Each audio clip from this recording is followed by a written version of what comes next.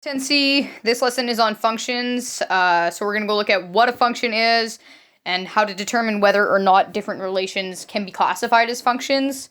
And once we understand what a function is, we're going to go examine function notation and be able to solve and understand function notation. If you're following along in my copy of the notes, we are looking at pages 9, 10, and 11 in the relations and functions, the first note package.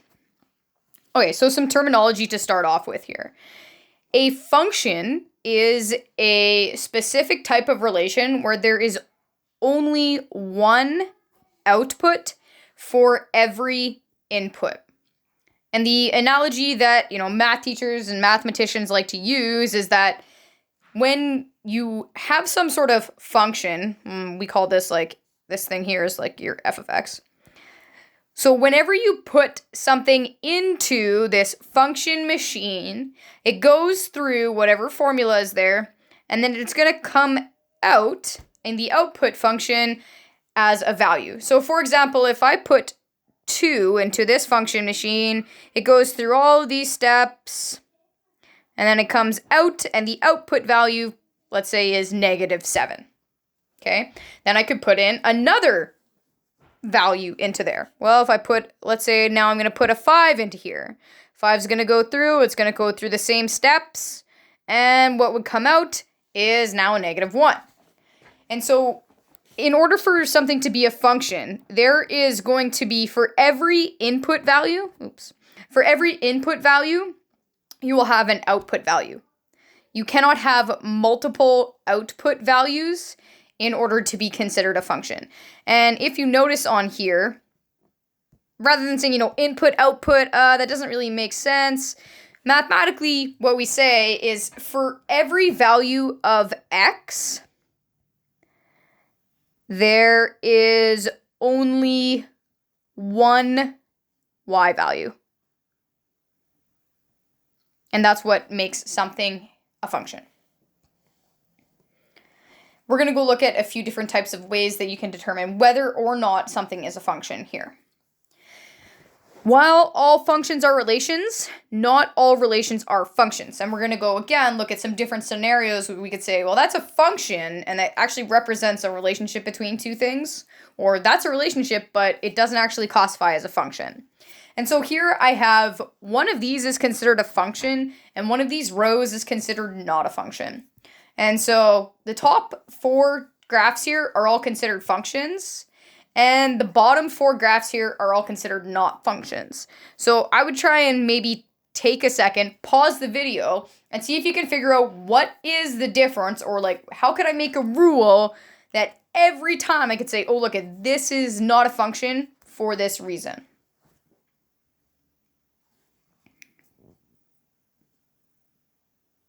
Okay. So I'm going to give you the definition here, and then we'll go back and look at these and see if it passes this rule that we're going to make. So it says, when a relation is given as a graph, look for any points that line up vertically. If 2 or more points line up vertically, the relation is not a function. So when I go back to here, it's saying, look at 2 vertical points. Well, if I go on this graph, there's no 2 points that are right on top of each other. Right here and here, right? None of these points are right on top of each other. This point or this point, this point or this point or this point. None of those points are directly on top of each other. However, all these ones that are considered not a function, if I choose this point here, and this point here, those are actually right on top of each other. Same thing here. If I chose, let's say, this point here and this point here, those two are right on top of each other. And that's how I can tell that's not a function. Here, there's an infinite number of points I could pick. And the same issue comes here, where I have, a point here and a point here. Those two are right on top of each other. So that fits this definition of something not being a function. And so we go a little bit further, and we call this method the vertical line test. So I do the vertical line test. And if any graph intersects that vertical line at more than 1 point, the relation is not a function. The relation is not a function. So here's kind of an example. So what I do is I take my pen and I run it across a screen or the graph. And if my pencil touches the graph more than once, like here, right, this touches here and here, that is not a function. This one, no matter where I put that vertical line, it will never touch the graph more than once, so this is considered a function. So let's go back and look at these graphs here. So I do the vertical line test. Everything on the top, on these top 4 graphs, will pass the vertical line test. While all of these graphs here, like I had already highlighted, will all fail the vertical line test, right? This is going to fail the vertical line test no matter where I put that vertical line. This one fails again also in some multiple spots. There's only one option for this vertical line test and it fails. This here, again, fails the vertical line test at multiple points. So none of these are considered functions because they are failing that vertical line test. Let's go look at a few more examples. So it says, for each pair of relations, decide whether each relation is a function or not. And so then they're giving me a few examples here. So anytime I'm given a graph, what I always do is just literally do the vertical line test for myself. So regardless of where I put a vertical line here, at no point will a vertical line touch that graph more than once. So A here is considered a function. B, as soon as I try to go start my vertical line test, I start hitting the graph at multiple points. And so if I touch, a vertical line gets touched more than once by my graph, that is not considered a function. So graphically, it's a little bit easy to understand because I can use my vertical line test and say, oh, it passes, it fails. Now, a little bit more complicated is when we get sets of data. And I have 2 options that I can do to determine whether or not something is a function if I'm just given data. The first one is, I could just sketch this out. So let's say for C, I'm going to go plot some approximate points here. So there's a point at 2, 1, 2, 3, 4, 5. So there's a point at 2, 5. There's a point at 2, 7. There's a point at 4, 9. And there's a point at 6, 11. So then if I try my vertical line test with this graph that I've sketched, it's going to pass here, it's going to pass here, but it fails right there because it passes through this point and this point at the same time. So that means, this relation is not a function. Okay, we could do the same thing with D. So it looks like they want to point at -3, 1, 2, 3. So I'd have a point here.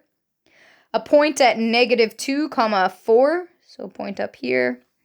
-1, 3. Point here. And a point at 0, 4. And then again, now that I've had this graph sketched, I want to do a vertical line test. So no matter where I put my vertical line, I'm not going to touch more than 1 point on that graph, which means it passes the vertical line test. Therefore, this relation is a function. Okay? So I can do my own sketch. The other thing that we can do is look at like what's happening here. So in this graph, for example, these 2 points were the ones that failed the vertical line test. Well, what's the same about those points? They have the same x value and different y values. So if you have the same x value, but different y values, that means you are not a function. This one has a whole bunch of different x values, so it's a function. Let's go look at E and F and follow that rule. So I'm just going to focus on the x values. So 1, 2, 3, 4. As long as all of my x values are different, that will be a function. So E is a function. Let's go take a look at F. 1, 1, 1, 1. those have all of the exact same x values, which means it's not a function. And if I sketch that out for myself, well, there's a point at 1, 1, there's a point at 1, 2, there's a point at 1, 3, and there's a point at 1, 4. So that completely fails the vertical line test as well. So you can do that to determine if something is a function two ways. Sketch out the graph, or look at the x values, and if there are multiple x values with different y values, or multiple of the same x value, it will not be a function. All right, function notation. So we can think about functions as input-output machines. The input is any number on the domain, and the output depends on that number, resulting in some number on the range. Now, next week we'll go look at domain and range a little bit more. So for now, we're just going to focus on saying, okay, input values are x values, or the domain is x values, and the range is y values. Now, we can actually change this. Rather than saying x and y, function notation doesn't really use x's and y's. Function notation uses x's and f of x's. And so maybe you have something input as x, its output would be on the y, which in function notation is also called f of x, which I'll talk about here in a second. So equations in the form of a function. Now this is let's say this is the amount of money in my savings account. So, the amount of money is equal to $100 plus every week I save $15. Let's say that's what this function represents. Now, this is just an equation. I can change that equation to function notation by writing a as a function of w. And we express this by going a bracket w equals 100 plus 15w. So all that happens here is they take whatever variable is in the equation and put it next to the variable over here in brackets. And that's what we call function notation. When I read this out right here, I read it as a of w. So then what the next part here is saying, so write the following in function notation. So what I do is I take this value in the equation, and it's just going to become in brackets next to this other variable. So this becomes y of x is equal to the equation. I don't change the equation. All I'm doing is changing, rather than having one variable over here, we change it into this, which is considered function notation, y of x. Oops. This one, same thing. So area equals 4 sides squared. That's the area of a square. What I would do is take s and put it in right next to a. So now this becomes a of s is equal to 4s squared. And now that's the area of a square written in function notation form. So just to kind of reiterate, this is how it's written. So it's written as this equation, for example, here. F bracket x bracket equals 2x plus 1. When I read that out loud, I read this as f of x, and then the rest of it I would just read as regular, right? Equals 2x plus 1. Equals 2x plus 1. I could read this one as f of x equals 2x. Some other things to know, because now we need to understand how we use function notation, and it's not really that different from y equals, but it's a little different because we can kind of get some shortcuts. So this first part here, f, that's just the name of this function. So this is function f. Could be any letter, right? A, B, C, D, 26 options for the name of my function. This one is just function f. What's in brackets tells you what the variable in the equation is. So it tells you what the input variable is. Equals, now this other side is telling you what the function does. So does it multiply it by 2? What does it do?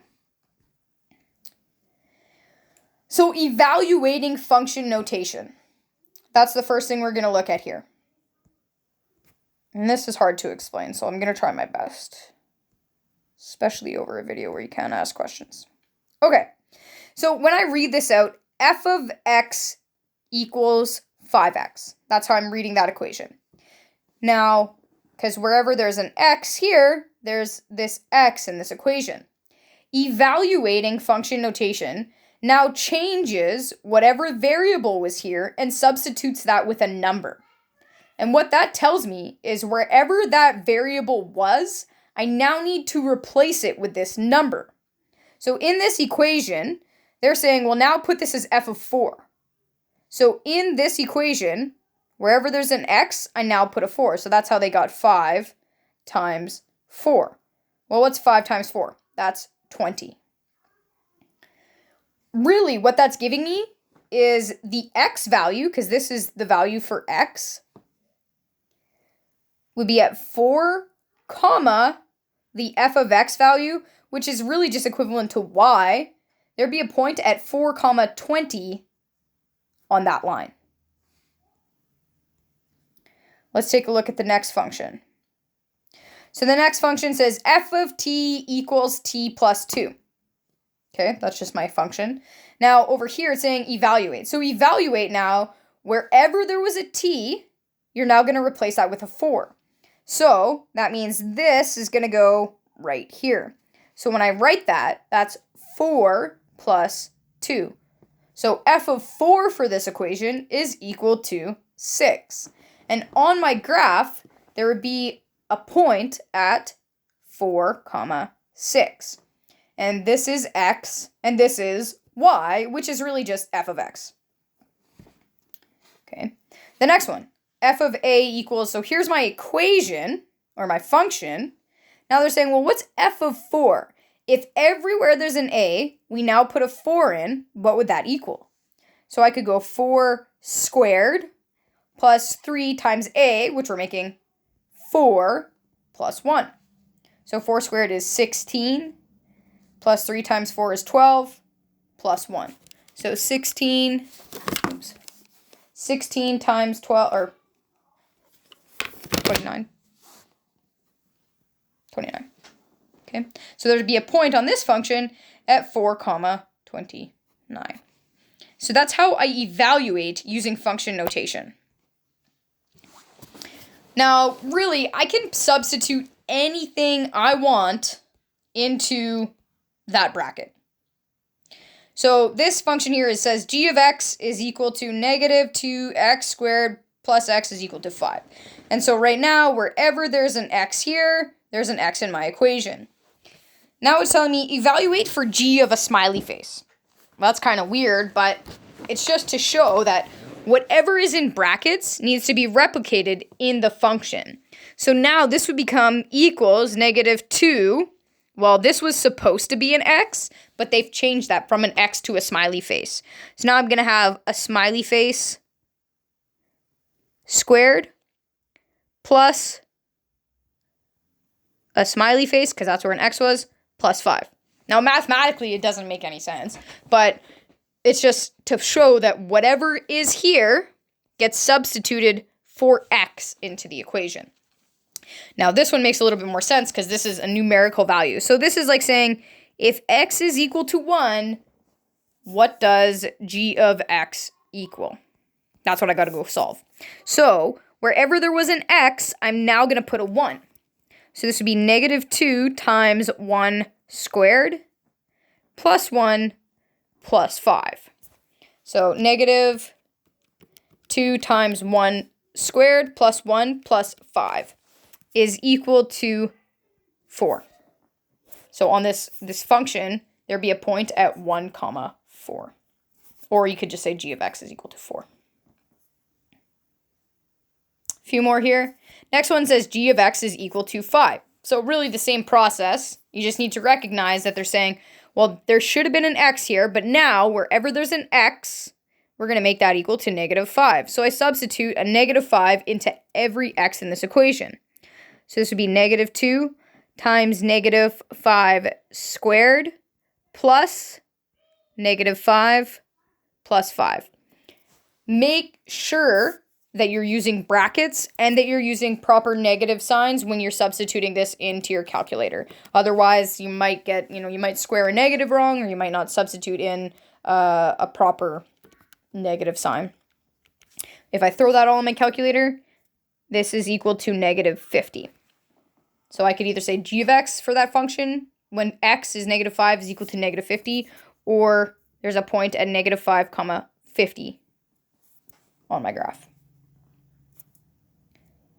Next one's a little bit more complicated, but again, it's just to go to show that whatever is in here needs to be replicated in my function. So now, instead of changing x with a number, we're changing x with x plus 2. So I'll do that in this. So this would equal negative 2 times x squared, which there's no longer x, it's called x plus 2 squared, plus x, which is now x plus 2, plus 5. Now, I can't really simplify that because there's multiple numbers, but I could, multiply out and simplify if I wanted to. But I don't really want you to do that. I just want to say that whatever is in the brackets here should be reflected in the equation. Okay? The other part of function notation is moving backwards. So it's solving using function notation given a solution. So the solution for function notation is usually given the form that f of x is equal to a number. So let me show you kind of what the example looks like. So for example, it says given g of x equals negative 2x plus 5, solve for x if g of x is equal to 15. Now, what this is saying is, so it says solve for x. So we have to go find out what this x value would be if g of x is equal to 15. So now it's actually telling me what this whole thing is equal to. So that's going to get substituted in for this entire thing. So this would be negative 15, because that's the g of x. They told us that g of x is equal to negative 15. So the entire thing can get switched with negative 15 equals negative 2x plus 5. And now that I'm just left with one variable here, all I need to do is solve for that, because I want to solve to see what the x value of that is. So to do that, I would subtract 5, and this is an equality, so what I do to one side, I do to the other. So negative 20 is equal to negative 2x, and to get x by itself, I'll divide by negative 2 on either side. So what I do to one side, I do to the other. So x is equal to negative 20 divided by negative 2 is 10. So on this graph, there's a point at 10 on the x and 15 on the y, which is also called g of x for this function. That'd be a coordinate.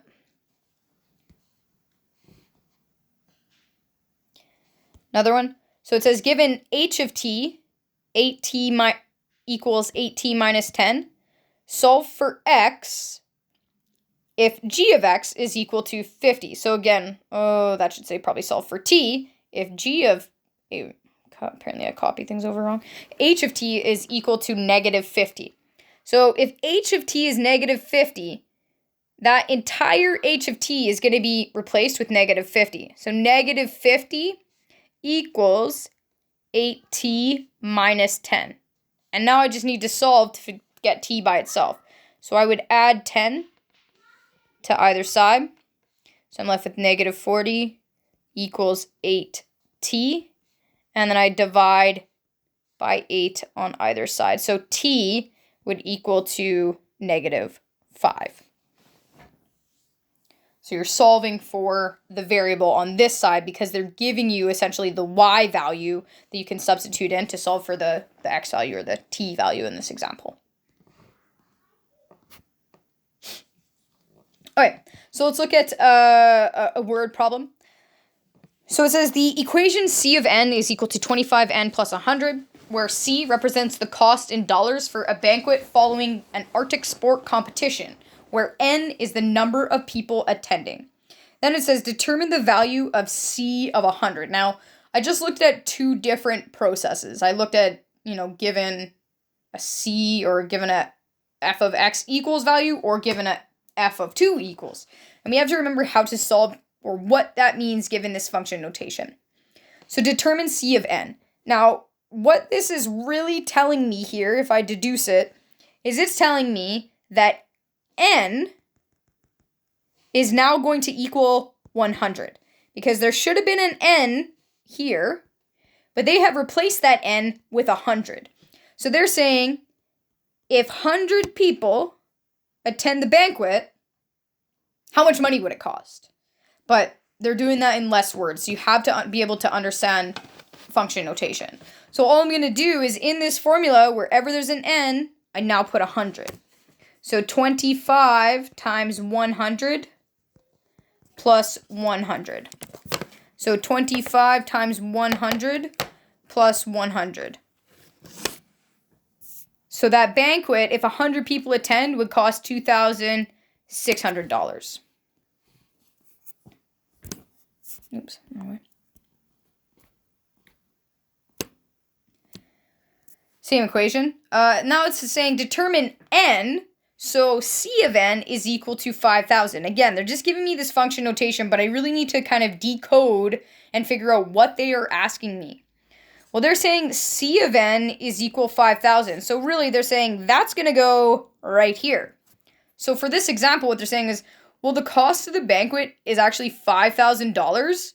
We want to know how many, if we said that was our budget, how many people could attend if that's how much money the banquet could cost. So I substitute that in for c of n, and then I solve for the remaining variable of n. So to do that, I will subtract 100 because I got to solve using SAM-DEB. So I'm left with 49,000 equals 25n. 25n. And my final step to solve would be to divide by 25. So 49,000 divided by 25 is going to give me n, which is 196. So that's saying 196 people could attend the banquet if the cost, or c of n, was equal to 5,000. All right. So I understand function notation is a little bit difficult to grasp, especially from a distance. Please, if you're having any questions, fire me an email, file me a text, come talk to me on Google Meets. We can sit down and try and go through this one-on-one so I can make sure you understand this, especially if you plan to continue in the -1 route. You have to understand function notation. Okay, so try some questions on homework 3 on functions and function notations. Then complete the quiz on functions and functions notations when you think you're ready. Okay, thanks for listening.